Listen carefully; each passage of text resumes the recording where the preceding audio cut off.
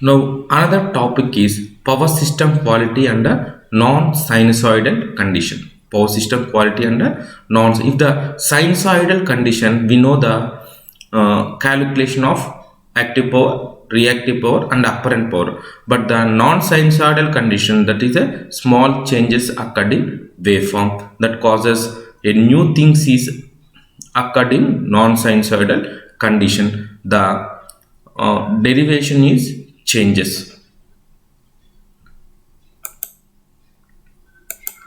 So the power system quality under non-sinusoidal condition means traditional power system quantities such as RMS power, reactive power means that is a reactive power or apparent power, whatever the power factor and phase sequence are defined. For the fundamental frequency context in pure sinusoidal, that is a pure sinusoidal. Whenever the harmonic contents, that is becomes non-sinusoidal condition. In the presence of harmonic distortion, the power system no longer operated in a sinusoidal condition, and many of the simplifications used for the fundamental frequency analysis do not apply. So, in normal cases, we take the frequency is a 50 hertz or 60 hertz, we calculate the power values. But in case of the non-sinusoidal condition, the value of active power, reactive power, apparent powers are changes because of the waveform is non-sinusoidal. In general, quantities used in electrical power system are defined for sinusoidal conditions. Under non-sinusoidal condition, some quantities can conduct to wrong interpretations and other can have no meaning at all. It presents the average value of the instantaneous power over a fixed period. So please observe the harmonic content. So whenever the harmonic content is present in sinusoidal waveform, the waveform will be changes just like this. So this is a fundamental waveform. This is a fundamental waveform. This color represents my indicator. My arrow presents fundamental waveform from 0 to 360 degrees. Exactly 180 degrees that comes to in 0 position. But in fifth harmonic, please observe the fifth harmonics. So in fifth harmonics means that we're having the frequency of 5 into 50, that is a 250 hertz is present in fifth harmonic. Please observe the fifth harmonic that is not 0 in 180 degrees means that before there is a zeros. Fifth harmonic, please observe the fifth harmonic, and also a seventh harmonic. Please observe the seventh harmonic, and also if you add the fundamental fifth and seventh, that gives the total harmonic present in a system. The total harmonic causes the total waveform, sinusoidal waveform is distorted and gives the waveform will be just like this. Please follow my arrow. Please observe the waveform causes how the sinusoidal will be changes, that becomes a non-sinusoidal condition.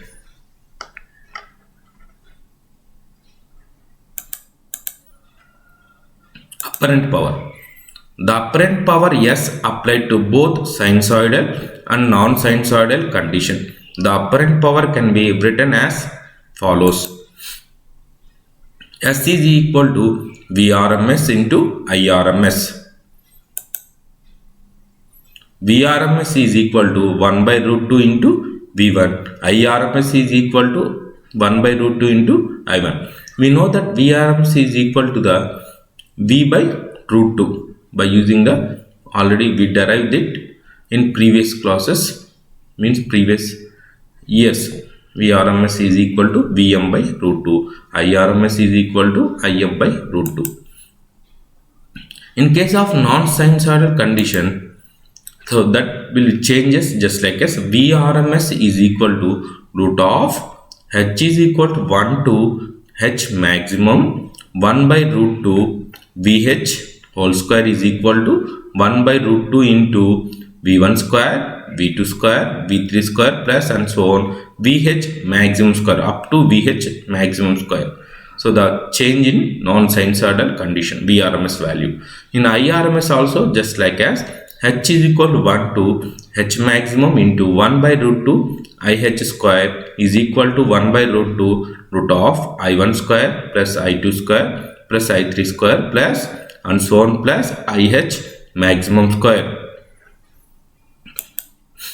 Power P is equal to active power. This is active power. Power P is equal to V1 I1 by 2 cos theta 1, that is equal to V1 RMS I1 RMS cos theta 1 is equal to S cos theta 1.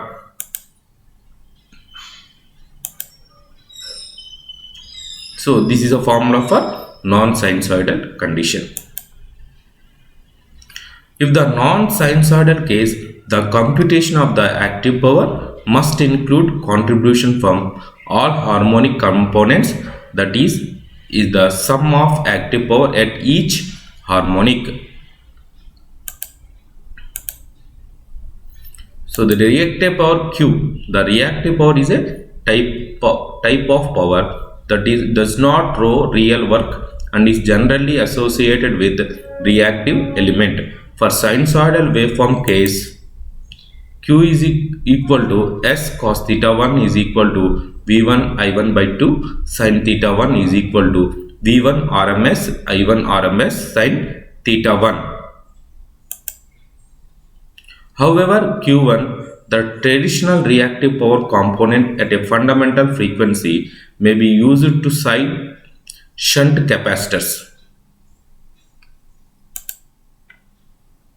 For non-sinusoidal, we have adding one another component, that is a D. D is equal to distortion power is introduced. Distortion power.